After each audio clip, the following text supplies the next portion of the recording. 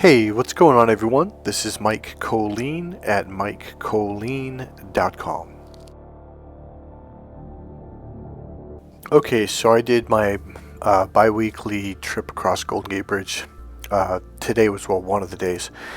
And when I came back, I went up to the north side where there's the place where you can stop, the restrooms and stuff.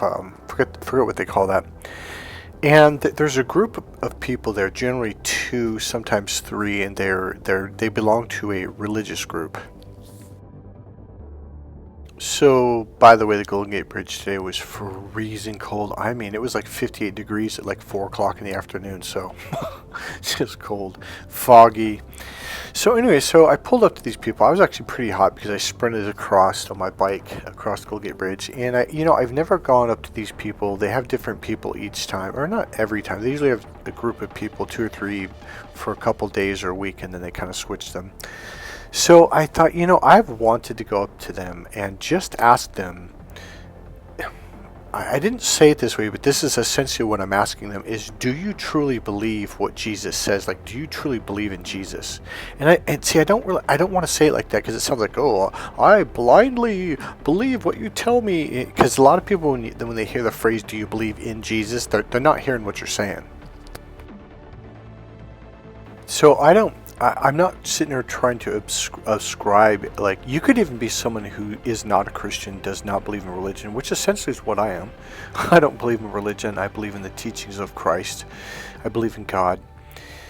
And so what I'm trying to say is, I essentially asked him, I said, I've got to ask you guys a question. Like, do you really believe what Jesus said? And they're like, well, what do you mean? I'm like, well, okay, he literally said in the Bible, and it depends on which version, the King James or the new international version or whatever, but essentially it says, if you believe, you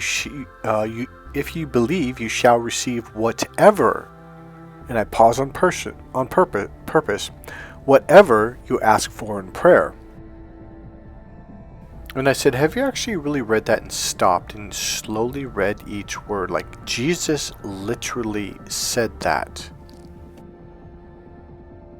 So, if ye believe, you shall receive whatever you ask for in prayer.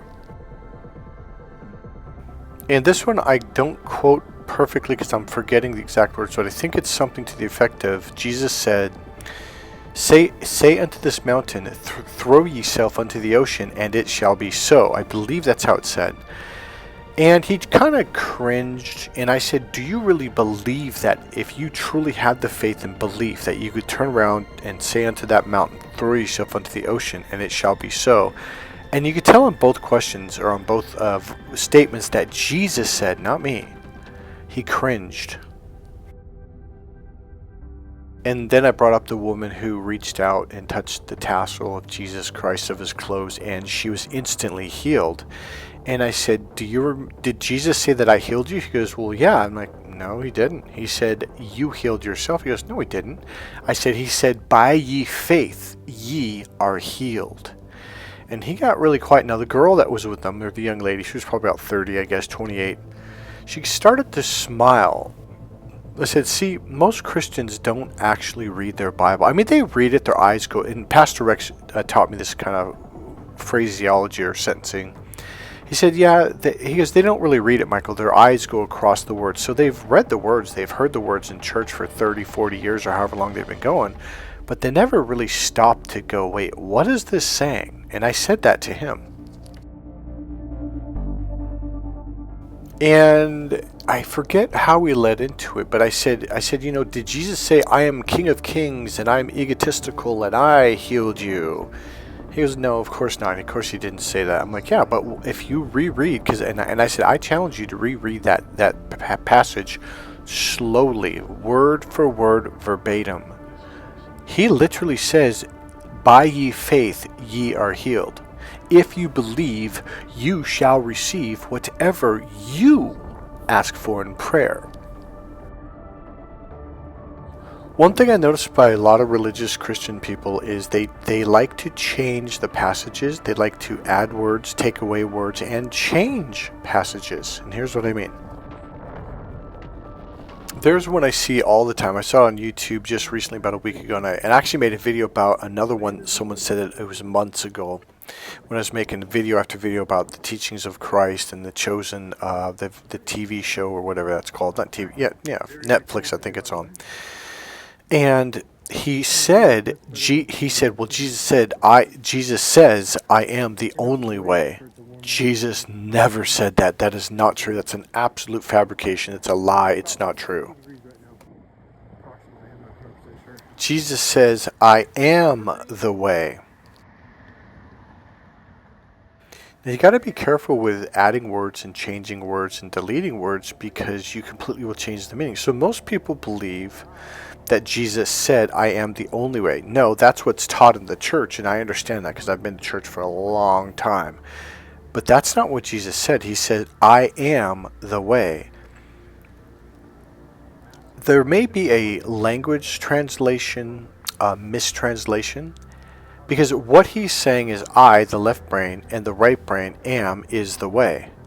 So if you open up from the left brain to the right brain, which narcissists do not want you to do, because see, narcissists want to block you from God, and the way you do that is by hurting someone emotionally, stinging them to where they don't want to feel their emotions, because all they're going to feel is hurt and pain in their solar plexus and in their heart and chest area, which closes you off to your right brain. Your right brain nerves go down into your body, and that's when you feel emotions and feelings in your body.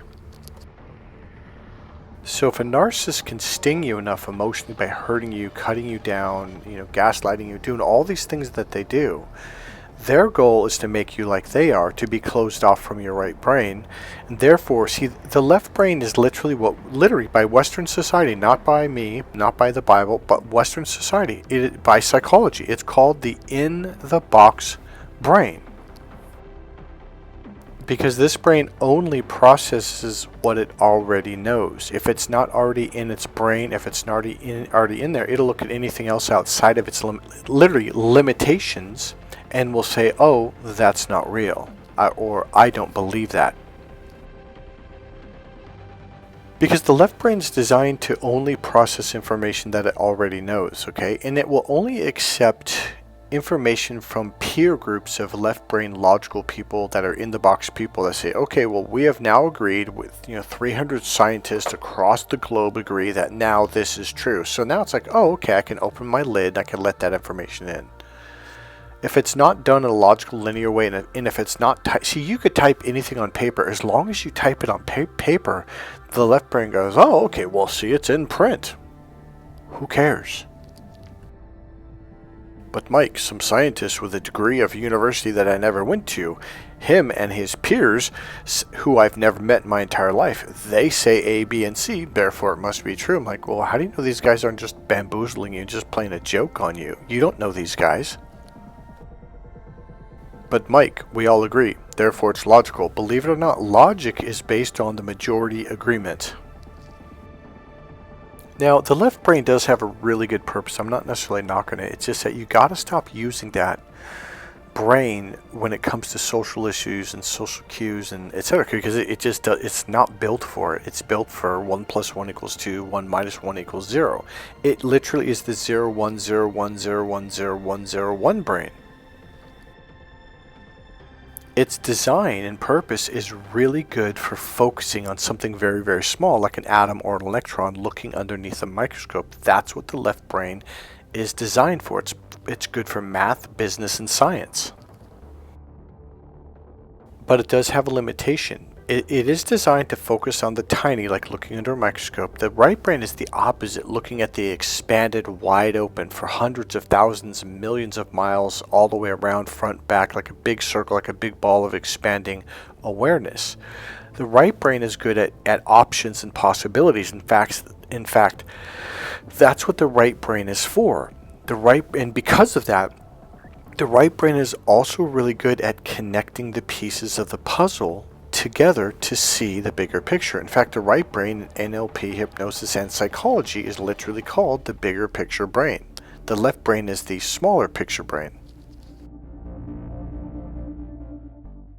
So I'm talking to this guy, and we were talking about healing And I've told him some of the things that I posted on my Facebook page and on YouTube, on my YouTube channel. I go, you can look it up right now. And he goes, really? I'm like, yeah. I go, it was when they had the dream about the Golden Gate Bridge collapsing. I said, hey, I don't think it's going to be the Golden Gate Bridge. I think it's going to be some bridge, but I think it's going to be national or international news. It's going to be a big deal. And sure enough, in Missouri, that bridge went down about, I think it was a week and a half or 14 days after I had posted that. And then there was the one about the plane that disappeared in, I think it was around India or Indonesia, something like that. And they don't know what happened to it. And I posted that on my Facebook page the night before. So then we were talking about the healing of the woman that reached out and touched Jesus. Now here's what he said, which I found really interesting. He said, well, I think there's a limit. I didn't mean to be rude, but I burst out laughing. He goes, what's so funny? Oh, nothing, nothing. I'm sorry. Because it's just like when someone tells me that when they're talking about God, I'm like, so you think God's limited in who he can heal or how many people he's... Well, yeah, he goes, and that's the reason why Jesus didn't heal everybody. Now, I've never heard anyone say that before. That was a new thing to me. Like, what do you mean? Like, Jesus, God can do whatever they want. And now, here's what I'm going to say right now. If you do not believe God is unlimited, this channel is not for you. This channel is going to blow out your brains. You're going to, it's going to overwhelm you. You're going to be like, what is this guy talking about? God is unlimited. The healing, energy healing is unlimited. Now here's the thing that this guy said. He had said a couple times, he goes, oh, well, I don't believe that. Now here's what he said. He said, I believe there's a limit. And I instantly interrupted, and that's how you're going to experience life for the rest of your life. Because you believe in limitation, that's what you're going to receive. And he got really quiet, and the girl started grinning. And I said, Jesus says, whatever you believe, listen closely, whatever you believe, you shall receive. He believes in limitations. The only reason why I got so good at doing these things, these energy healing things and healing people, etc., is because I had an unlimited belief. Sure, I believe you got to start where you're at. So you go to kindergarten and learn what you learn. Then you go to first grade, you learn 1 + 1 = 2. 1 + 2 = 3. I really believe that you do have to learn what you have to learn and then go to the next level.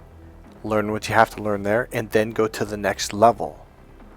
That's what we're all taught. There's nowhere in kindergarten to say, hey, look, man, just want to let you know, there's a limitation here, and you can only learn your ABCs all the way up to K, and past that, only geniuses can do. No one ever said that. No one ever said in first grade, like I get that you're probably going to learn to count to 7, 8, or 9, but very few of you are actually going to get up to 10 or go past 10. So just understand there's a limitation here. Like, nobody ever said that. Now here's a someone who's representing the church. And this isn't some 15-year-old or 20-year-old kid. This is a guy that's in his 30s who's, supposed to be educated, and, he's up here because he knows the Word of God. And all that came out of him was, well, I don't believe that, and what I believe it. He literally said, I believe there's a limitation. And I looked at him, I was like, oh God. Here's my message. You have to be really careful of the people that you listen to, because if someone believes in limitation, they're going to limit you. And here's what they're going to do. They're literally going to make stuff up. Number one, I don't care what you say. Nowhere in the Bible did Jesus ever say, I am the only way. It does not say that. So then I went on to say about how when I said to one of my pastors many, many years ago, this was well over 20, 25 years ago, and said, I read off the passages, when that woman reached out and touched Jesus to be healed of her bleeding, and Jesus literally said, by ye faith ye are healed. And in other areas he says something to the extent of, because of your faith you are healed, because you believe so strongly, so powerfully, because of your belief, because of your faith, by ye faith. He never says, I healed you. I challenge you to go in the Bible and find out where Jesus states that. Now, he may have stated, but I don't remember it, and I do not recall it, and I've read that Bible a lot. I believe one of the most powerful teachings, if not the number one teaching, the very purpose that Jesus came onto the planet, was to teach you and me believe. Now, if I'm wrong, please write down in the comments and explain why you think I'm wrong. Everything about Jesus was about believing and faith. So I was reading off the scripture of, if you believe you shall receive whatever you ask for in prayer. If you say into this mountain, throw yourself into the ocean. The woman reaching out, Jesus says, by ye faith ye are healed. And the one where the Roman soldier came in and asked him to heal his son. And Jesus says, you have such strong faith, blah, blah, blah, blah, you honor me, etc., etc. It was all about belief. And yet you don't hear that from the church. You hear from the church that you are limited. God can do these things, but you can't. Please tell me where it says that in the Bible. This is just another made-up teaching by the church to limit you.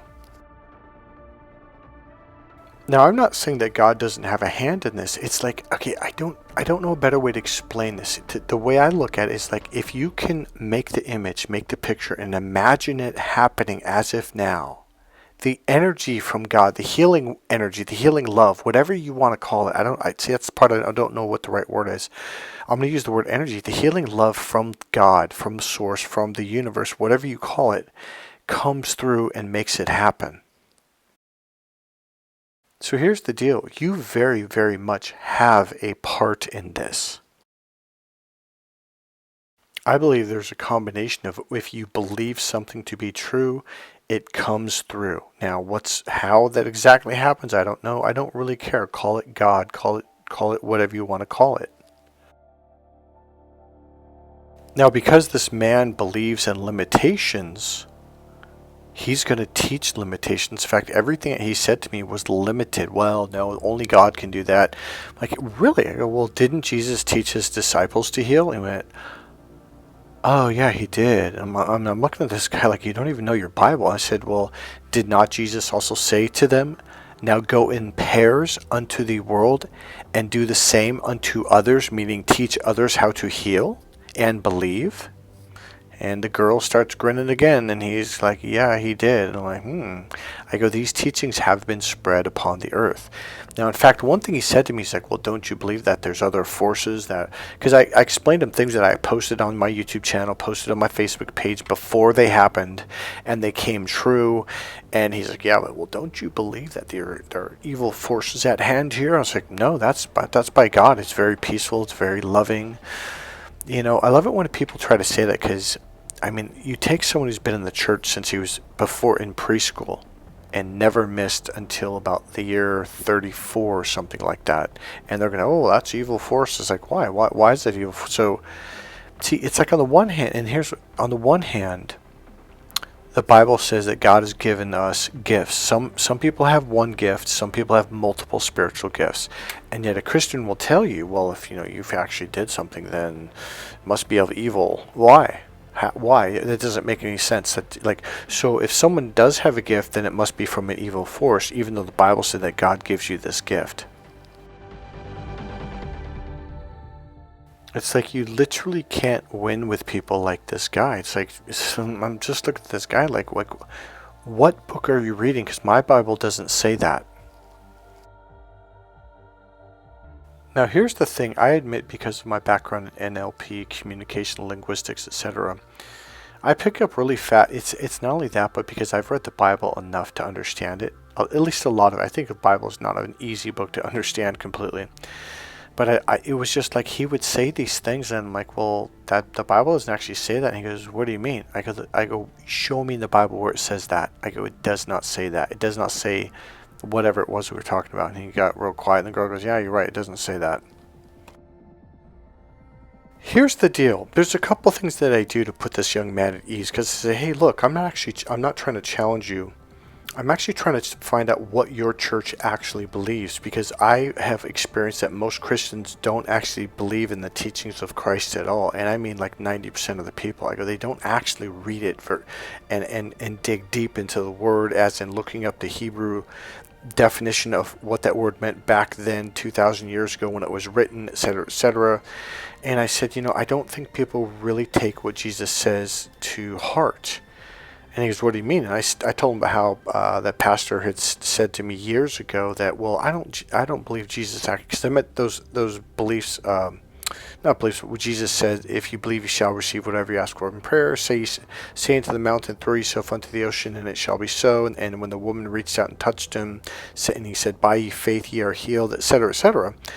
And the pastor said, well, I don't think, Mike, I don't think Jesus meant that literally, or no, he didn't say. He said, Michael, I don't think Jesus actually meant what he said. And then I flipped back in the Bible because I had it marked it the night before, just coincidentally. It wasn't really for this presentation I was giving to the pastor.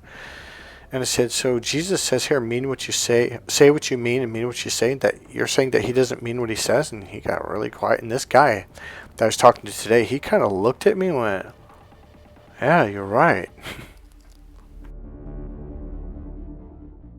So this young man kept saying, well, I see that you're looking for answers and come to our church. And I'm looking at this guy like, I'm the one giving you the answers and you can't even hear them.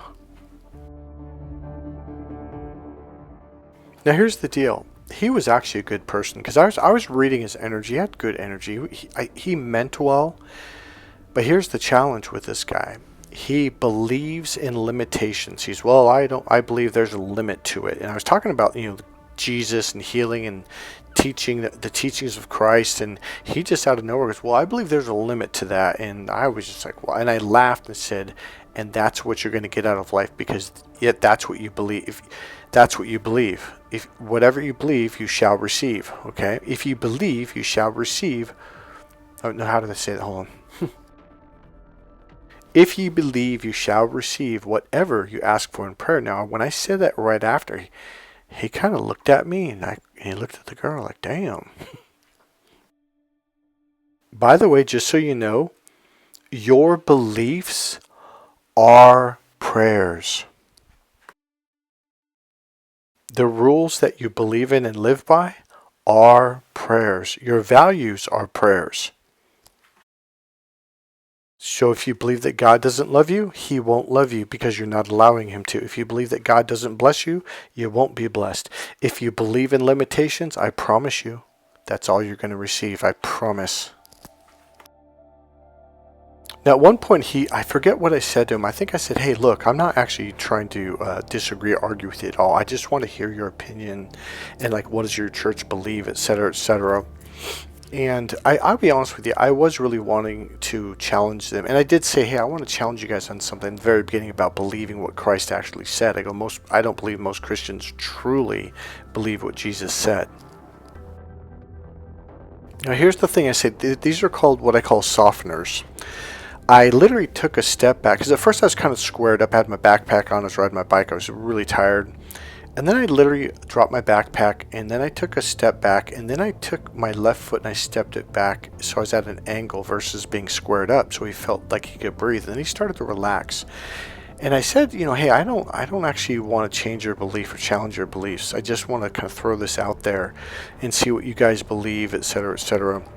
And I forget what else I said, but then he goes, you're a very he goes, I like the way you, how did he say? Something like you present your whatever logically. And I looked at him like, logically? Because I don't see myself as a logical person at all. I see myself as a very right brain, emotional, creative, spiritual being. The one thing the guy was open to, though, he understood the difference between religion and spirituality and even energy. It was kind of an interesting thing that he said that. So one thing I want to point out is because he's a logically based person, he's going to process and receive and perceive things through that filter. So his belief of, well, I believe there's a limit to things, that's a filter, a powerful filter. The fact that he filters everything through that belief and through logic. Now, mind you, the left logical brain is the limitation brain.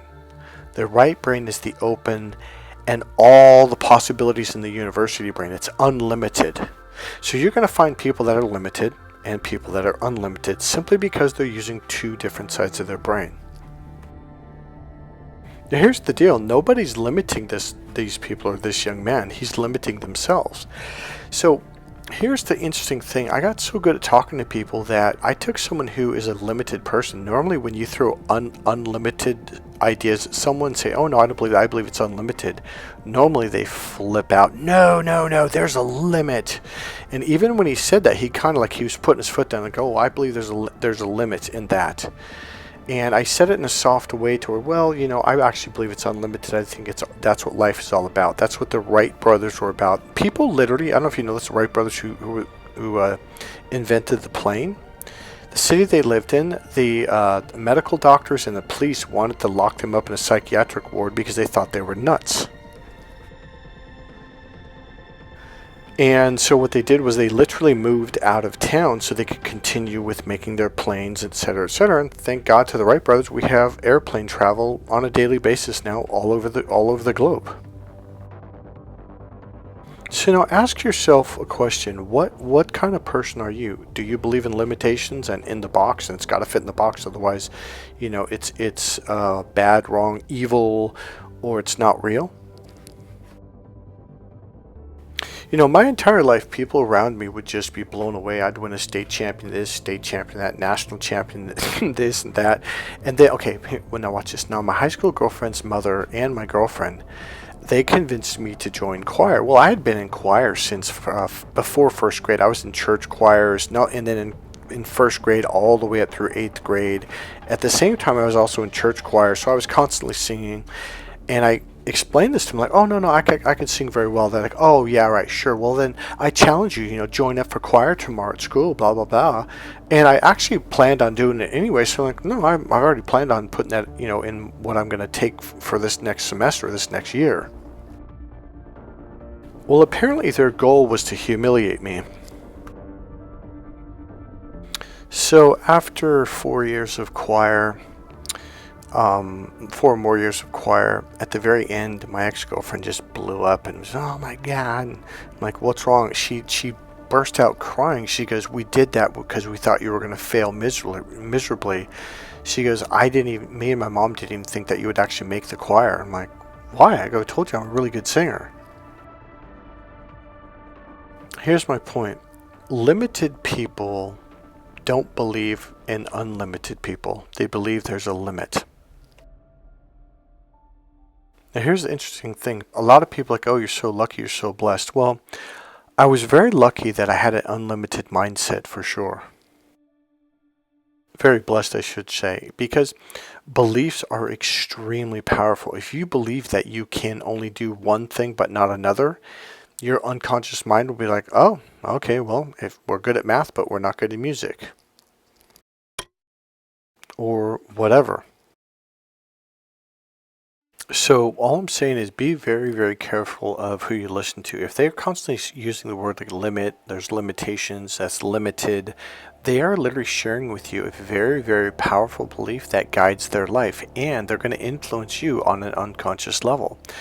So by no means do I think that this guy was a bad man or a bad person. I think his intentions were actually really, really well, and he meant well, but man, this is a misguiding entity that is going to leave people off the path. I believe Jesus was really coming down to say, hey, you're not limited to these beliefs. You're not limited to this. Like he's saying, if you believe, you shall receive whatever you ask for in prayer. I mean, that's a pretty unlimited statement.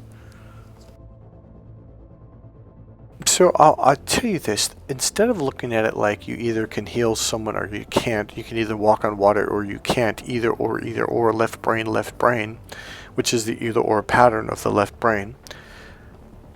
Think of it as going from learning your ABCs and then learning 1 + 1 = 2 and 1 + 1 or 1 + 2 = 3, etc. And it's like it's building blocks, one step then another.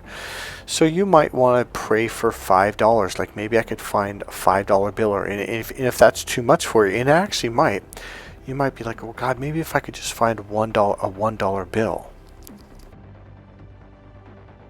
And then next time 3, and then 5, and then 10, then 20, then 50, or maybe it's like you want to meet a certain person, right? Now I'm going to tell you right now, the reason why you're not meeting the people you want is because you have beliefs about yourself.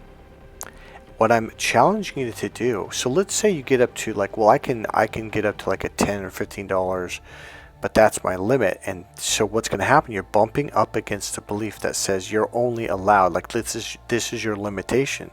So explore that belief and be like, wow, why do I believe that? Like, when did that start, or where did that come from? Like, was it my father? Was that a movie I saw when I was a kid? Like where's it coming? Was it from church? So you're going to bump up against a limiting belief. So I'm challenging you to challenge that belief, question it, look at it, ask yourself, where did it come from? Where did that, like, how long have I had it? Like, okay, there was a belief I used to have. My mom said the more money you make, the more stress you have. That was a really horrible belief that I had for a long, long time. Another thing she said is never, ever go into business with someone else. Make it your business and only yours. So that was a challenging belief as well. Now, I was a really little kid when she said that to me. I was probably like 6 years old or 7. Alright, so that's it. By the way, I didn't say this in this video. If you want to learn how to open up to your right brain, the unlimited brain, the brain of options and possibilities, like hundreds of thousands, like all the grains of sands on the planet, that's how many options and possibilities. All the stars in the universe, that's how many possibilities. The course where I teach the internal awareness techniques, internal awareness and emotionally grounding techniques, those are the techniques that open you up to your right brain and also ground you emotionally and give you clarity. So if you want to learn how to develop those and practice those, sign up right now. I can teach you one-on-one coaching for that right now. In the meantime, you can buy your respective books. There's books for women on dating and relationship coaching, and there's also Crack the Female Code, a very powerful book written for the male brain. Alright guys, that's it for this video. If you like this video, please click subscribe, click the like button, go ahead and make a comment. And there's a PayPal link right there in the description box if you want to go ahead and make a donation. And if any of you are coming out here or want to come out here to the San Francisco Bay Area, it is absolutely beautiful right now. Right now it's pretty cool. It's actually cold, but if you come to this side, literally 5 minutes from the bridge into Sausalito, it warms up. So it's a beautiful time right now. At the end of summer and early fall, it heats up. Like, that's when we get about 4 to 6 weeks of heat. And if you want to pay me to be your tour guide to show you directly where, how to get to these spots, let me know. We can work something out. For people who come out for coaching, it's pretty much an automatic work. I'm going to be at least taking out to dinner to Sausalito, maybe a place in San Francisco, one night here or there. So let me know what's going on, and if you want to enjoy the Bay Area, come on out. Alright guys, I'll see you in the next video. Bye.